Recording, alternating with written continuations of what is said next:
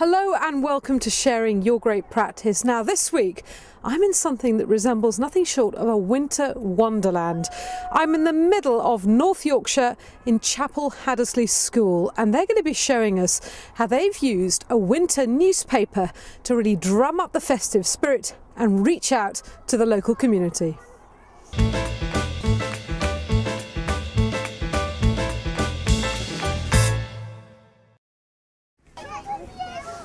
The school has 22 pupils aged 4 to 11.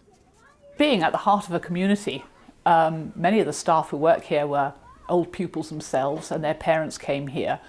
For the children, they have that sort of long history and that old thing. They have every member of staff, every adult who comes through the door knows them, knows their families. There is a very strong family ethos in the school. You find that the older children look out for the younger and the younger children learn from the older. So you have a nice big sort of family atmosphere working on.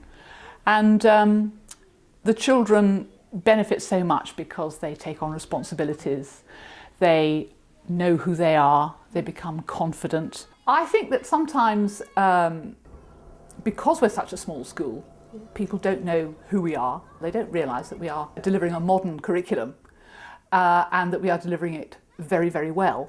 Raising the profile of the school and enhancing literacy skills, class teacher Debra Gill worked with the pupils to publish their very own festive newspaper. We wanted to tell the people in the village about all the really good things that we're doing. We've got, even though it's a small village, it's actually spread out over quite a large area, and we wanted to let everybody know about some of these exciting things that were happening in our school. I think Christmas is a very exciting time of year for children. I mean, it's all schools, every school in the country. Christmas is the time when it's, you know, to a certain extent the formal curriculum is superseded by all the other exciting things that you just have to do for Christmas when you're a primary school, don't you? The Chilly Times is much more than just a newspaper. It's a powerful way for a small school to share their festive celebrations with a much wider audience. All the parents and the governors have all got involved, and everybody was really keen to give it a go. We're hoping that everybody in the village will get a copy of the newsletter, and then they'll know what's going on and what Christmas celebrations they're invited to. So it's just like a little mini newspaper, really. They bring bits of news from home. My mummy's kitchen's finally in, or Auntie's had a baby, or something like that. Stuff which is important to them, and the outer community reading that thinking, I know who that is. And it's that kind of bond, and I think it's very good for the children, and I think being able to interview older members of the community as well, which they have done in the past, brings them a sense of history of the place. The children picked which local men and women they wanted to interview, such as the dance teacher. What age did you start dancing? When I was 12.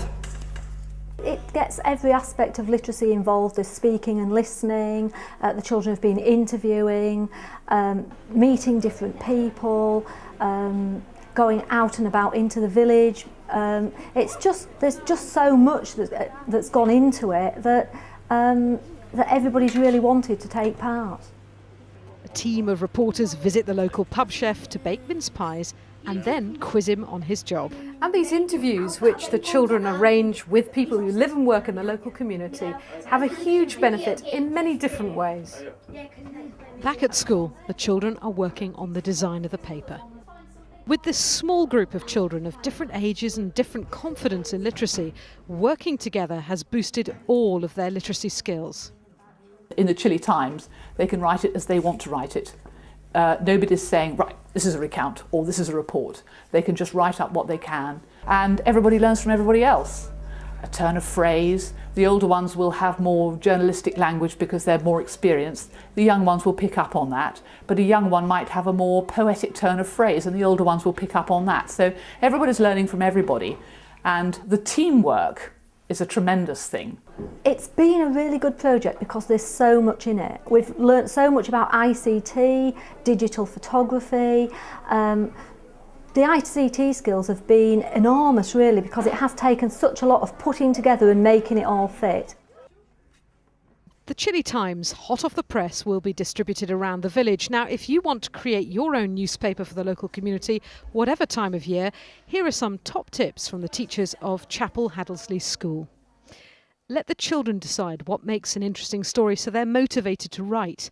Familiarise yourself beforehand with all the software you need to lay out the text and get the pupils to plan their questions well in advance.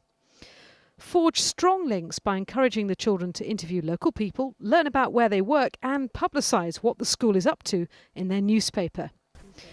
Well, to find out how you can take part in sharing your great practice, then visit the Teachers TV website and find the Sharing Your Great Practice page.